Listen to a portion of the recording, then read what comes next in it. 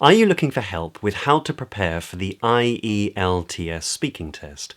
Do you want to feel more confident and reach for Band 9? Even if you just want to improve your English pronunciation, in this video, these are exactly the things I'm going to help you to do.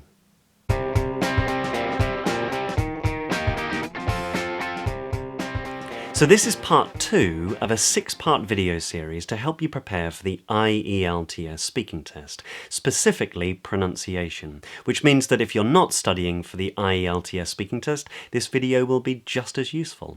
Now, the last video was about pronunciation of vowels and consonants to help you feel much more confident with the way you're pronouncing words so that you're clearer in speech. So if you haven't seen that video yet, then click this link and it'll take you to that video, and I'll wait right here while you catch up. If you have seen that video, however, then you'll know that this video is about word stress, the way in which we emphasize parts of a word. And it's really important because getting the wrong stress in a word in English can actually change the meaning, so it's vital if you want to get top marks. Now, the first thing to know about word stress is that words are split up into what are called units, and they're called syllables. You might already know about this. And a syllable is essentially a part of a word that contains a vowel sound, and there may or may not be a vowel before it or after it. We may even have 2 or 3 consonants before it or after it, but it's the presence of the vowel that really defines a unit of speech, a syllable of speech. So we've got words like at and to and if. And I know those are just words in and of themselves, but they are single syllable words. And another name for that is monosyllabic words. Now, when we have more than one syllable in a word, like ahead, for instance, or amended, then they are called polysyllabic words, or some people call them multi-syllabic words. So here are some examples of those. Ahead, 2 syllables. Amended, 3 syllables. Radiator, 4 syllables. Abbreviated, 5 syllables. Authoritarian, 6 syllables. Now, this is where word stress comes in, because in polysyllabic words, in English, we tend to only stress one syllable in the word. So in a word like ahead, head is the stressed syllable, and the A at the beginning is unstressed. In amended, men is the stressed syllable, and the A at the beginning and the D-E-D at the end are unstressed. Now, the way in which we indicate that that part of the word is stressed in English is by changing the pitch of our voice, and specifically changing the pitch of our voice upwards. So have a listen to this. Ahead. Ahead. Can you hear that? Da-da. Da-da. The pitch of my voice goes upwards. Amended. Amended. Yeah, that's the stressed part of the word, and I'm changing the pitch of my voice. Here are some more examples. Radiator. Abbreviated. Authoritarian. Amended. Wonderful.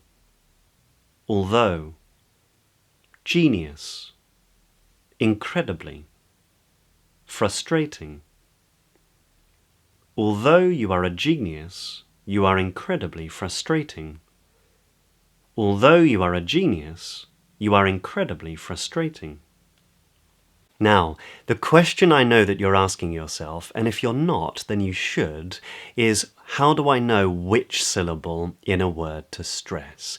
And this is really important because a lot of non-native speakers either stress the wrong syllable in a word, or they stress too many syllables in a word, and it can make their speech sound unclear and unnatural.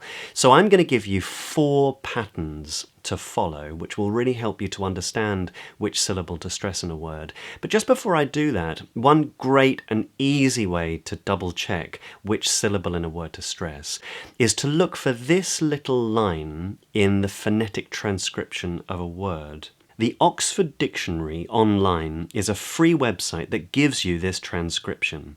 And this little line means that the following syllable in that word is the stressed syllable.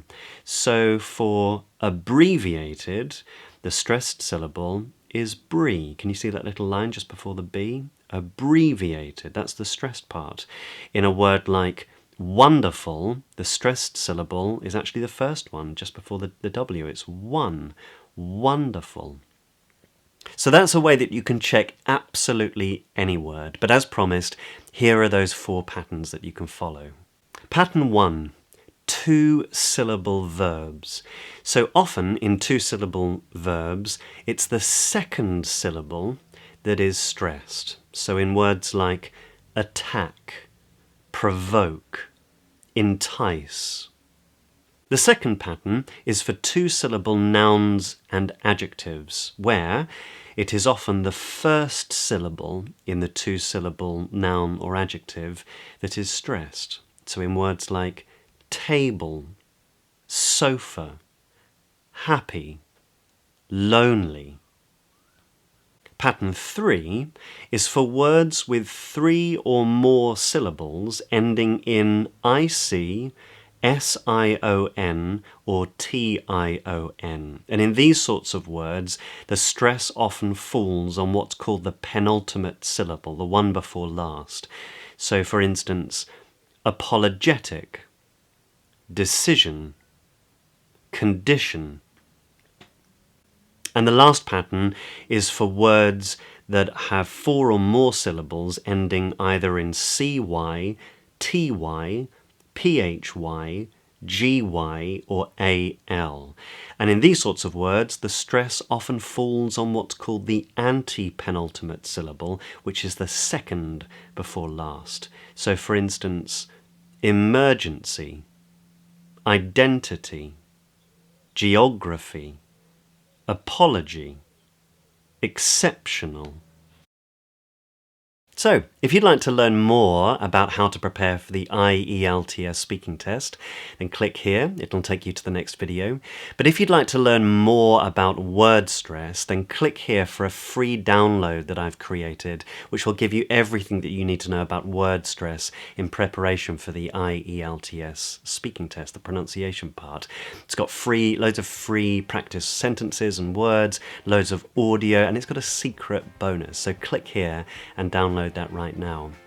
Just before you do that, however, if you liked this video, then click like so that you can find it easily again, and consider subscribing to this channel because I post weekly videos here at 8:30 every Tuesday GMT local London time.